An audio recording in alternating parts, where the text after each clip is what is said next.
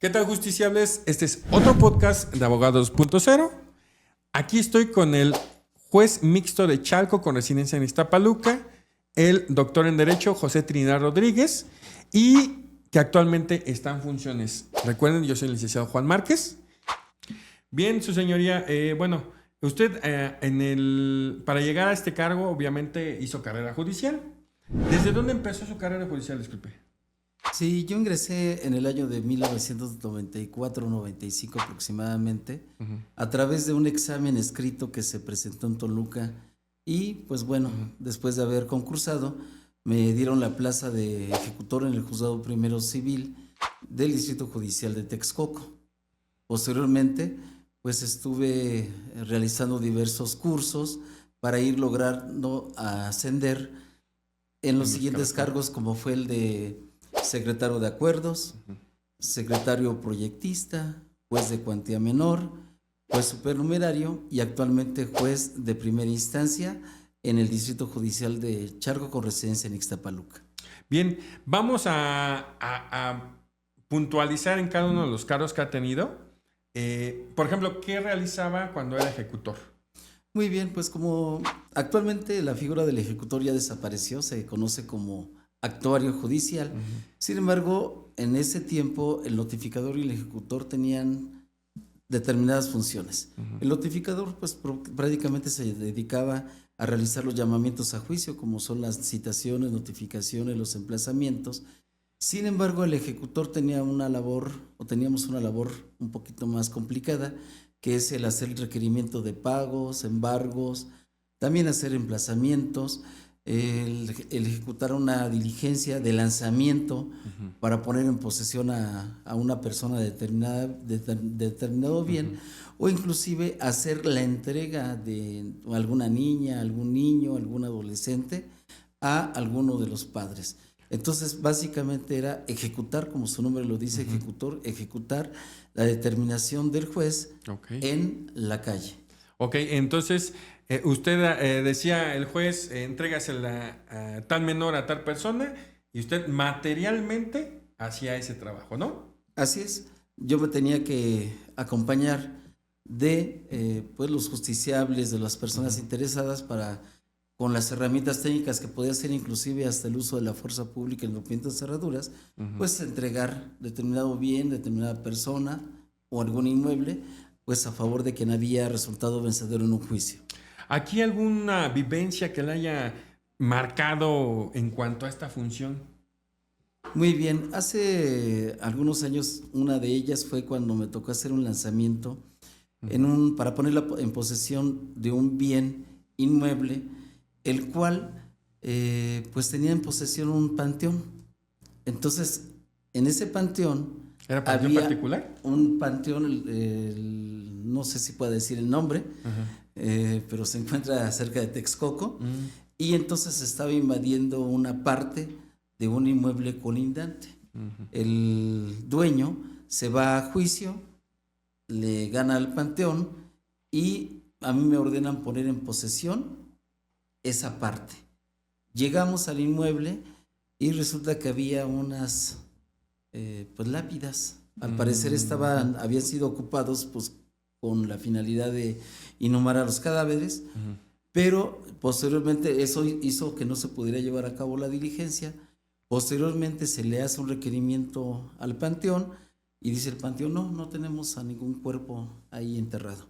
Y entonces simplemente fue una triquiñuela, pero que nos complicó poder ejecutar y poner en posesión en ese momento el inmueble.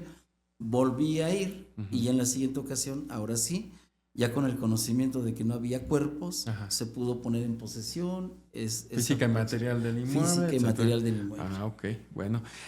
Posteriormente, en el escalafón del Poder Judicial, indicó que era secretario, más bien, era técnico proyectista. Secretario de Acuerdos y secretario ya haciendo proyectos. Secretario de Acuerdos. En secretario de Acuerdos, ¿cuál es la función que realizaba ahí? Muy bien, el ser secretario de Acuerdos implica muchas cuestiones. De entrada, pues es recibir las promociones que se presentan en los diversos juicios que se van atendiendo en el juzgado, revisar el expediente, ir acordándolas y obviamente en el acuerdo que se proyecta, pues se tiene que atender a dos aspectos. Uno, en relación a la petición que se está formalizando, y dos, al estado en que se encuentra el expediente, y un último aspecto que es adicional, pero que no es menos importante, lo que dice la legislación para poder resolver esta decisión. Es decir, si se acuerda favorable, no se acuerda favorable, y el motivo por el cual se está tomando esa decisión. Bueno, tenemos que anteriormente ustedes incluso como secretarios de acuerdo eran los responsables de todos los juicios que llevaban a cabo, ¿verdad? O sea, incluso de los expedientes físicos. Es decir, se perdía uno, ¿quién era responsable de ese expediente? El secretario de acuerdos, es así, ¿verdad? Así es. Como lo comentábamos, pues son muchas o son variadas las funciones que tiene un secretario de acuerdos porque, por ejemplo, efectivamente estábamos a cargo de libros, valores, documentos, responsables de llevar a cabo el desahogo de las audiencias, responsables de vigilar que los compañeros cumplan con su horario, con las actividades pues que tienen encomendadas por parte de la Ley Orgánica del Poder Judicial y las determinaciones además que el juez pues en ese momento daba y que había que materializarlas de alguna forma. Ah, ok. ¿Alguna vivencia que le haya marcado en esa función como secretario de acuerdos civil o familiar? Me tocó durante el tiempo de mi trayectoria estar la mayoría de veces en juzgados mixtos. Okay. Entonces, pues conozco un poquito de la materia civil, de la materia familiar y de la materia mercantil. Okay. Vivencias son infinidad, ¿no? Son infinidad porque fueron cientos y cientos y cientos de audiencias que se celebraron y que pues muchas de ellas tenían sus particularidades. Por ejemplo, ahora está muy de moda el proteger al adulto mayor. Sin embargo, ya desde ese tiempo se tenían que tomar ciertas previsiones como el de verificar que la persona que estaba presentándose pues realmente tenía la capacidad todavía de tomar la decisión, por ejemplo, para ratificar un allanamiento o participar en algún acto que implicaba pues bueno, cierta custodia de sus derechos, ¿no? Claro, sí, era explicarle el alcance legal, ¿no? De esa situación a términos simples. Así y es. Decirle por qué era la ratificación, por ejemplo.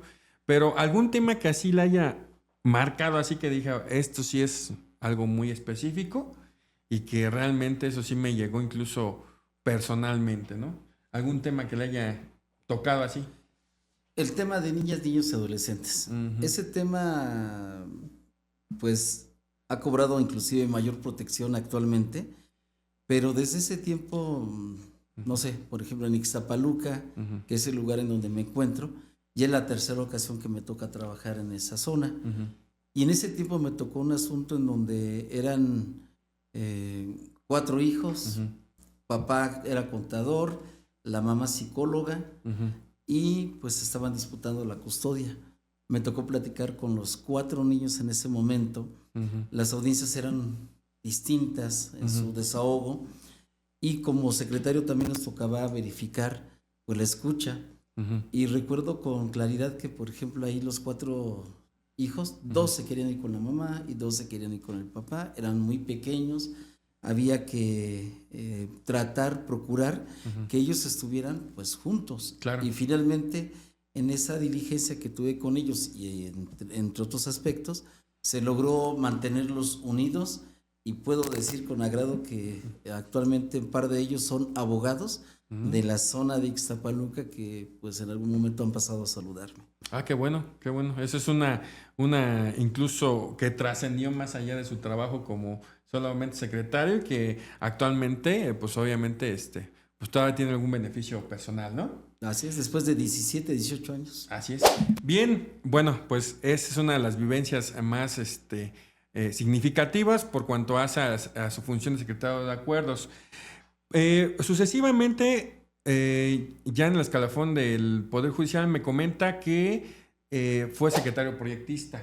¿Nos puede explicar cuál es la función de un secretario proyectista? Muy bien, después de que yo en ese tiempo pues empiezo a participar en un curso de juez, me envían a Mecameca.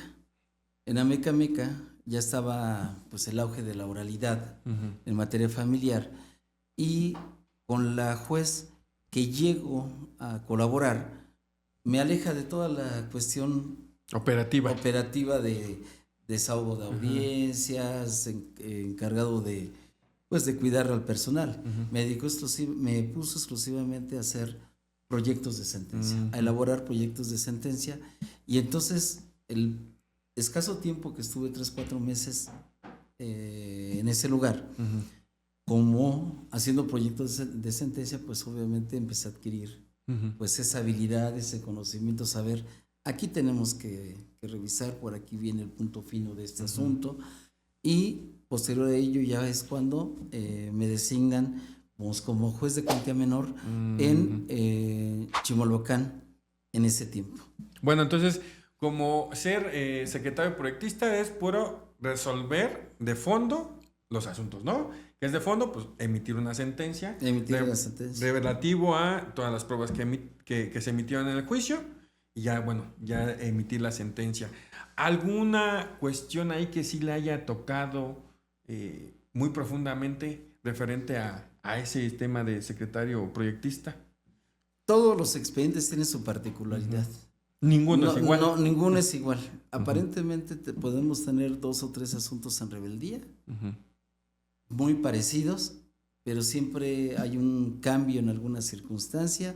Podrá resolverse a través de una misma determinación de ser procedente o no la acción, pero sí todas tienen su particularidad. Entonces, alguno en específico, ¿no? Podría mencionarlos, todos han sido pues benéfico para la experiencia, porque, por ejemplo, en ese tiempo era un juzgado mixto, volví a retomar materia civil, familiar, mercantil.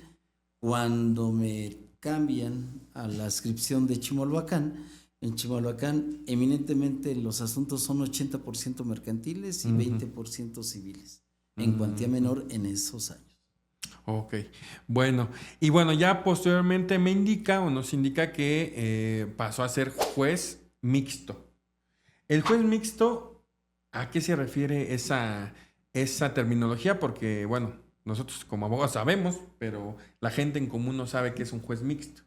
Muy bien. Tenemos que existen varias materias que se tienen que ir resolviendo en base a la justicia cotidiana o los asuntos que cotidianamente llegan a los juzgados. Tenemos asuntos de materia familiar, asuntos en materia civil y en materia mercantil. Por ejemplo, ¿no? En materia familiar, la guardia y custodia referente a una niña, niño, adolescente. Por ejemplo, en materia civil, el cumplimiento tal vez de algún contrato de naturaleza civil, ¿no? Una compraventa, por ejemplo, de un inmueble. Y, por ejemplo, en materia mercantil, el pago de un título de crédito de los denominados, por ejemplo, pagarés. Se ha buscado que haya especialización de cada una de esas materias. Por ejemplo, actualmente existen juzgados especializados en materia mercantil, donde exclusivamente conocen de esa área, de esa materia.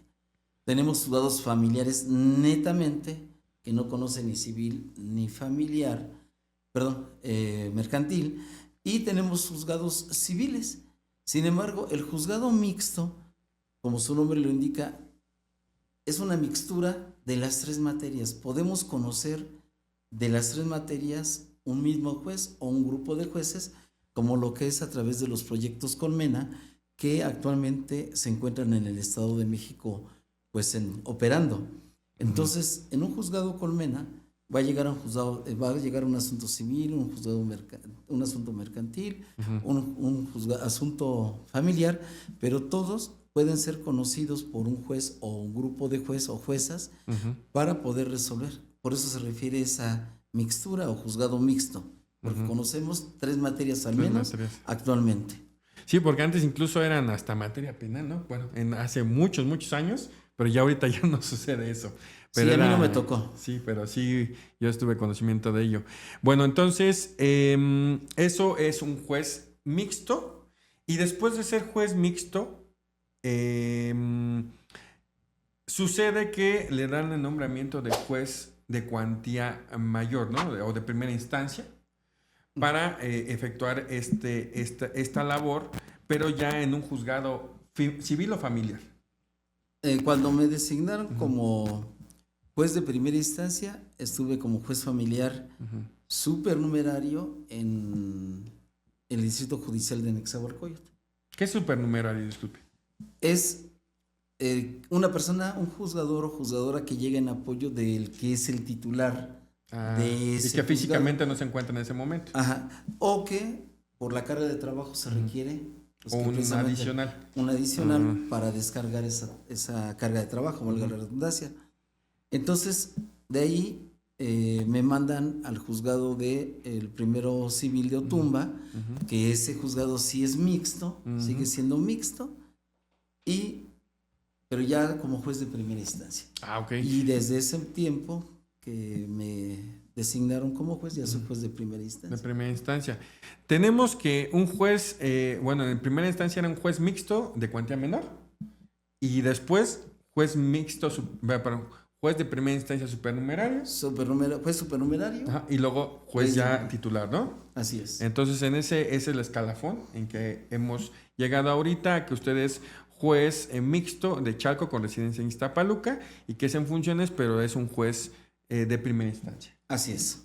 Bueno, un juez de primera instancia, ¿qué diferencia tiene de uno de cuantía menor? Muy bien.